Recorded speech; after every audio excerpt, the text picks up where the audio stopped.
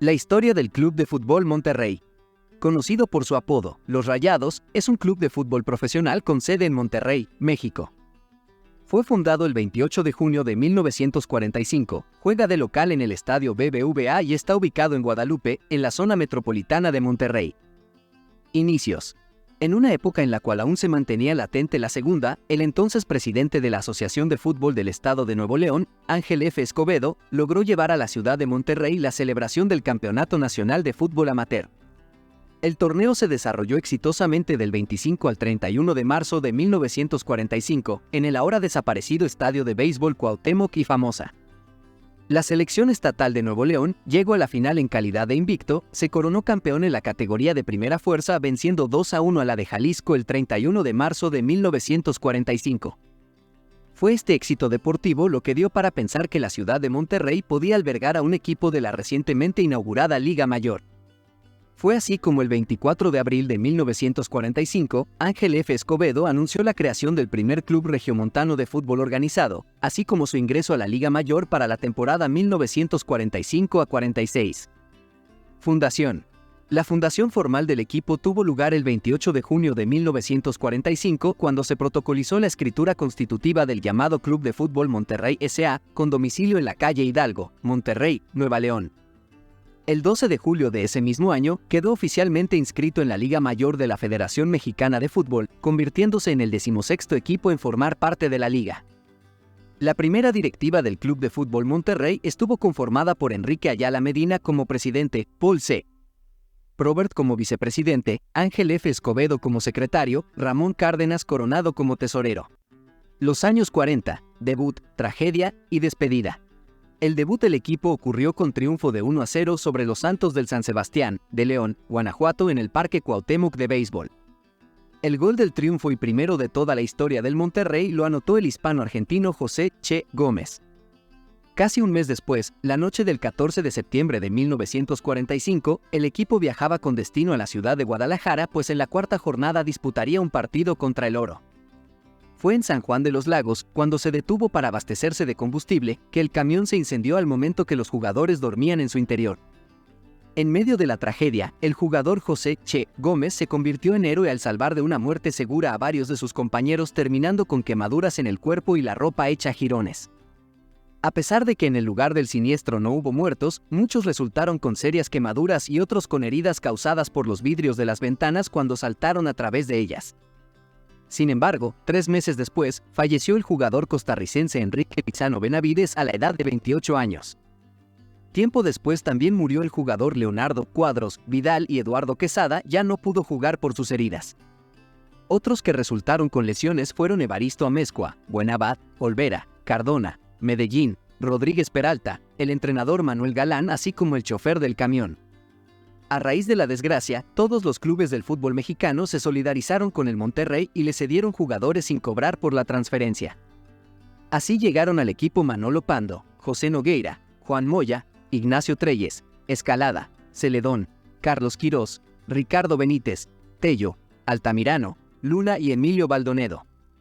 A pesar del buen gesto, el Monterrey nunca pudo recuperarse anímicamente de aquella desgracia, además de ser agobiado por los problemas económicos, finalizó el torneo como el cuadro más goleado y en el último lugar general, por lo que pidió su retiro voluntario de la liga el 23 de junio de 1946, mismo día que disputó su último partido de la temporada perdiendo de local ante el Atlas. Fue entonces que Ramón Cárdenas Coronado, quien suplió en la presidencia del equipo a Enrique Ayala Medina, anunció su reestructuración, sin embargo el equipo desapareció. Los años 50, el regreso. Luego de aquella primera trágica aventura en la Liga Mayor, volvió a aparecer su nombre en el amateurismo en una etapa de la cual se conoce muy poco a cargo de Jesús La Morena Garza Cantú, quien fungió en el papel de presidente. Sin embargo, en 1952, ya bajo el mando del presidente de la Asociación de Fútbol del Estado de Nuevo León, Carlos Canseco, el mismo equipo pero reforzado fue aceptado oficialmente para ingresar a la recién organizada Segunda División, no sin antes tener que librar un par de obstáculos más. Al ingreso del club a la Segunda División se oponían casi todos los demás equipos, quienes aducían la larga distancia que tendrían que recorrer para jugar en la norteña ciudad, puesto que históricamente la gran mayoría de los equipos de fútbol en México han estado basados en el centro y sur del país. Incluso pedían que el equipo regiomontano cubriera por lo menos la mitad de los gastos de traslado, algo que fue rechazado cabalmente. Como consecuencia, el domingo 6 de julio de 1952 se informó que el Monterrey no fue aceptado para jugar en la segunda división, pero los directivos se declararon en sesión permanente y lucharon para que se modificara el fallo. Así, tras exponer infinidad de argumentos, el 14 de julio la segunda división aprobó el ingreso del Monterrey, que registró como su sede al Estadio Tecnológico. Las primeras temporadas del Monterrey en segunda división estuvieron llenas de incertidumbre y no fue sino hasta 1955 a 56 cuando conquistó el primer campeonato de su historia y el ascenso a la primera división. El director técnico campeón fue Manolo Pando, quien llevó al equipo regiomontano al título con 13 victorias, 8 empates, 3 derrotas, 42 goles a favor, 31 en contra y diferencia de goleo de más 11 en 24 juegos. Ya en el máximo circuito, en la temporada 56 a 57 el Monterrey se reforzó con el ídolo Horacio Casarín, los argentinos Alcides Amaro, el Divino Calvo, Mario Imbelloni y Héctor Cacho Usal, así como el arquero Humberto Gama, Pedro de Alba y Rubelio Esqueda. Reapareció en el máximo circuito el 8 de julio de 1956 perdiendo ante el Zacatepec por 2-1. A pesar de los refuerzos, terminó en el sótano general y descendió a la segunda división por primera y única vez en su historia. Los siguientes torneos dominó el circuito de ascenso, estando cerca de conquistar la liga en las dos siguientes temporadas y logrando el subcampeonato de Copa en la campaña 1957 a 58, pero no fue sino hasta la temporada 1959 a 60 cuando volvió a ser campeón y regresó al máximo circuito. Los años 60, el ascenso definitivo. El 20 de marzo de 1960, el equipo regiomontano, que ya tenía como presidente a Lorenzo Garza Sepúlveda, logró nuevamente el título y con ello el ascenso a la primera división, de la cual no ha vuelto a descender. Sin embargo, sus primeras temporadas en el máximo circuito después de su segundo ascenso fueron de constante peligro de descender, pues en las campañas 1960 a 61 y 1961 a 62 terminó peleando el último lugar hasta las últimas fechas del campeonato, salvándose agónicamente. En 1962, ya con José Rivero Azcárraga en la presidencia, llegó a la dirección técnica el legendario uruguayo Roberto Scarone, tras de ser bicampeón en la Copa Libertadores con el Peñarol, y con figuras como Ignacio Gallo Jáuregui, el peruano Claudio Lozano y Raúl Chávez de la Rosa, entre otros, los Rayados mejoraron su rendimiento y comenzaron a pelear los primeros lugares. En la temporada 1962 a 63 terminó en quinto lugar, en la 63 a 64 tercero, lo mismo que en la 64 a 65, campaña en la que perdió ante el América la final de la Copa México 1964. En la temporada 1965 a 66 llegó el argentino Enrique Álvarez Vega, bajo cuyo mando el equipo terminó en cuarto lugar y a la siguiente en octavo. En la temporada 67 a 68, comandado por el austriaco Skender Peroli, quien venía de dirigir en Italia, el equipo otra vez tuvo que pelear por el no descenso y se salvó en la jornada 29. Para la siguiente campaña, la 68 a 69, volvió Scarone, pero terminaría como director técnico el Gallo Jáuregui, con Alejandro Rodríguez como presidente. Se volvió a disputar la final de Copa ahora ante el Cruz Azul en la capital del país, perdiendo 2-1 en el segundo tiempo extra. Para la temporada 1969 a 70 llegó el técnico argentino Alberto Echeverri de manera provisional mientras volvía Jáuregui, quien había sido mandado a Europa a estudiar algunos cursos. Los años 70, la época dorada. En la temporada de 1970 a 71 el Monterrey nuevamente se vio involucrado en los últimos lugares por no descender.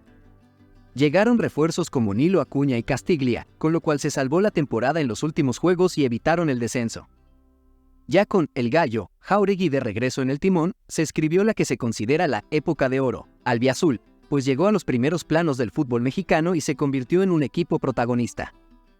Se armó un gran plantel, con jugadores como Guarací Barbosa, Gustavo Halcón, Peña, Ubirajara Chagas, Juan González, Francisco Solís, Francisco Bertocci, Milton Carlos, Nilo Acuña, Luis Montoya, Alfredo Alacrán, Jiménez y Pedro Damián, entre otros. El Monterrey fue un cuadro espectacular, que a pesar de no poder ser campeón, es considerado uno de los mejores equipos que ha visto el fútbol mexicano en toda su historia. El gran responsable de esa transformación fue Alberto Santos de Hoyos, quien como presidente forjó la historia grande del equipo, además de idear y construir el Cerrito, las instalaciones deportivas y Casa Club, que fue inaugurado el 30 de mayo de 1975 y que en su momento fue comparado a los complejos deportivos que tienen los grandes clubes del mundo. Durante toda la década, fue uno de los protagonistas, si bien no ganó ningún título, dio una buena performance, teniendo un promedio bueno. Los años 1980, bajo presupuesto, título impensado. La década comenzó con el traspaso del equipo al Grupo Protexa, quien posteriormente se erigiría en dueño del club y de El Cerrito. Esto, en lo deportivo no cambió mucho, debido a que los primeros años, con el respaldo económico del grupo, no logró títulos. Esto cambió con el primer campeonato, ganando el título el 1 de marzo de 1986. Este fue el primero y único hasta el momento.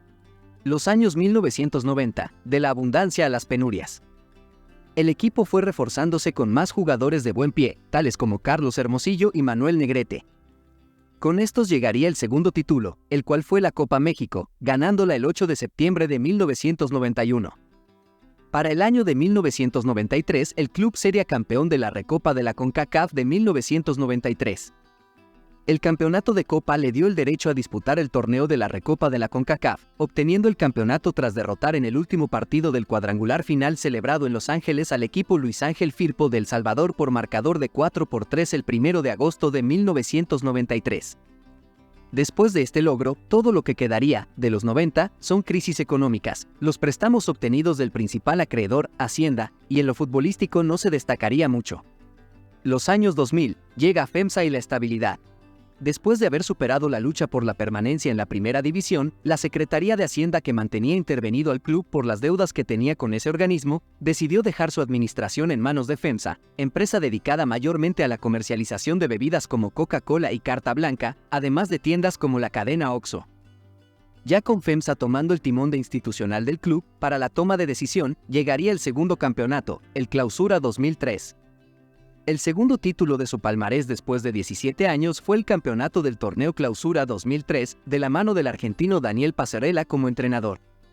Los Rayados nunca olvidarán la semifinal, ya que en ella eliminaron a sus acérrimos rivales deportivos, los Tigres, a los que vencieron en el Clásico Regio 71 con un aplastante 1-4, la final la ganaron el 14 de julio del 2003 al Club Monarcas Morelia por un tanto de 3-1, tercer campeonato, Apertura 2009. El campeonato lo obtuvo el 13 de diciembre de 2009 en el Estadio Azul, dejando un marcador de 2-1 a favor de Rayados, viendo su participación como la mejor posible, pues durante toda la liguilla no cayeron ante ningún equipo, siendo los justos vencedores. Los años 2010, tricampeonato de CONCACAF, Clásico Regiomontano en finales y mundiales de clubes. Cuarto campeonato, Apertura 2010. El 5 de diciembre del 2010, los Rayados se consagrarían campeón del campeonato Apertura tras ganar en un global de 5-3 al Santos Laguna. Luego ya en 2011, el 20 de abril se jugó la final de ida, donde Monterrey se enfrentaría al Real Salt Lake de Estados Unidos. El partido terminó 2-2, y el 27 de abril se jugaría la vuelta, donde en este partido el Monterrey se consagraría campeón de la Liga de Campeones, venciendo 1-0. Con este título los albiazules consiguieron su segundo campeonato internacional oficial. El 11 de diciembre del 2011 debuta en el Mundial de Clubes, donde jugaría contra el equipo japonesa ganador de la Liga de Japón, el Kashiwa, donde perdería por penales y jugaría un partido de consolación en 14 de diciembre contra Esperance de Túnez, campeón de África, salvando así el quinto lugar de la competición mundial. En 2012 Monterrey se consagraría campeón de la Liga de Campeones de la CONCACAF. El 25 de abril del 2012 el CF Monterrey se impuso por marcador global de 3-2, ganándole a Santos Laguna. El cuadro regiomontano consiguió así el bicampeonato de la Liga de Campeones de la CONCACAF. El 1 de mayo del 2013, nuevamente el Monterrey se consagraría campeón de este certamen, ganando en la final nuevamente al Santos Laguna. Con este título, el CF Monterrey se consagró tricampeón de la Liga de Campeones de la CONCACAF, 2010 a 2011, 2011, 2012, 2012 a 2013, siendo el primero en lograrlo en este nuevo formato campeón Copa MX Apertura 2017. Unos años después de lograr la hazaña de tricampeonato de CONCACAF, llegaría en 2017 la Copa MX Apertura. Con un tanto de Avilés Hurtado se quedaron con la corona de la Apertura 2017 de la Copa MX, al vencer 1-0 al Pachuca en el estadio BBVA Bancomer, siendo este el primer título obtenido en este estadio. Campeón de la Liga de Campeones de la CONCACAF 2019. 6 años después de su último título internacional, Rayados regresó a una final de la CONCACHAMPIONS y en esta ocasión tuvo la oportunidad de experimentar una revancha deportiva frente a su acérrimo rival los Tigres y, de nueva cuenta, enfrentándose en el Gigante de Acero. El 23 de abril, en un tenso partido, Monterrey se consagraría campeón con un marcado de 2-1 y levantaría su cuarto título internacional. Otro título logrado en este año fue la Apertura 2019. Este título fue el Quito Nacional, donde en la final vencerían al Club América por penales. Campeón Copa MX 2019-20.